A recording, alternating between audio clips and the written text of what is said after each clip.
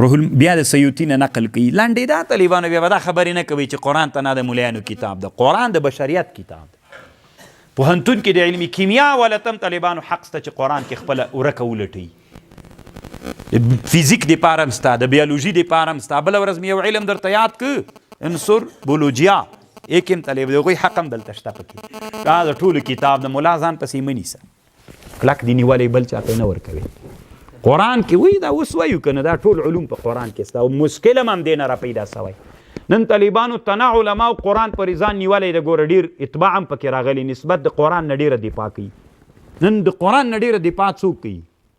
علما، هغه علما چې قرآني علوم. که نن طالبانو د فیزیک خلکو ته وایي چې قرآن دې تاسې هم دا او داسې حق ورکړو لکه ما او تا چې ځان ته حق ورکړی. فیزیک بیولوژي ته طالبانو یې موږ دا ډله به څوک سي؟ غټه به سي. نو هغوی به م وایي چې قرآن دې موږ هم ده که نه، سټي به مو دا ډله د حق ډېره سي.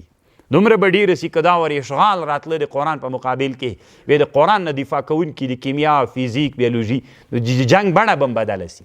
عقیده به ملا ورکوي او قرآن نه چې بیولوژي د فیزیک او د کیمیا هغې علما به بیا څوک کوي؟ موږ ته داسې خطرناک توغندي جوړ کړي او دا عقیده وغه توغندي طالبانو بیا به څوک مزل کوي؟ ته بیا ګوره چې بیا 20 کلو ته جنګ نه رسېږي که نه، ډېره چې اوږده سي 6 میاشتې جنګ دوام وکړو بیرته خارجي عسکر ووتل. دا خو څه کوي؟ دا فکر بیخي مه کوه. نن د اسلامي امت ځوانانو چې په نوي ابتکار را لوی سوي ول داسې واټن توغندي وایستل که نه چې په جاپان اوبو کې امریکایي بیړۍ ولاړې وې او هغې د هلمند نه شارت کړله، وایي د جاپان په اوبو کې 2 امریکایي بیړۍ ویستلې. خاندئ مه که نه طالبانو، عجیبه یې مه ښکاروئ. علم د علم او دا طالبانو 10 کلونه هم لږ وخت غواړي چې دا کار اسلامي امت وکړي. خو چې رجال الدین څه دي؟ دا د دین رجال، د رجال الدین طالبانو مخ ته سي او دا روحیه چاته ورکړي؟ پرېږدئ راځئ نن د سقاط مسلې او خیرات سته او نسته ده هغه څه ورته وایي یا الوداع یا وداع ودې ویلې که ودې نه ویلې، دا پرېږدئ څه وخت یې کېږدئ او 10 کاله بعد مه یې وایه. په قرآن را تمرکز وکړه.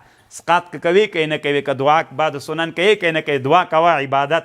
دا جنجالي مسلې ته پرېږده. دا امت یو 10 کاله دغه علومو ته متوجه کړه چې 10 کاله بعد دې که ونه لیده طالبانو چې بیا دې که تیاره دې ما په سر راغلی وه خوند به درکړي.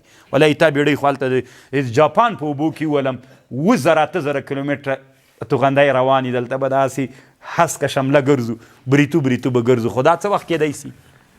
څه وخت کېدی سي؟ مه یې افسانې بلئ طالبانو، دا ټوکې مه بلئ. څه وخت کېدی سي چې رجال الدین راجګ سي، خپل رعیت امت چاته وهڅوي؟ هومره خوند به کوي طالبانو، څه بدماشان به یو، بیا څه به په اسلامي نړۍ باندې بیا د سپینو بیرغونو د رپېدلو امیدونه لرو.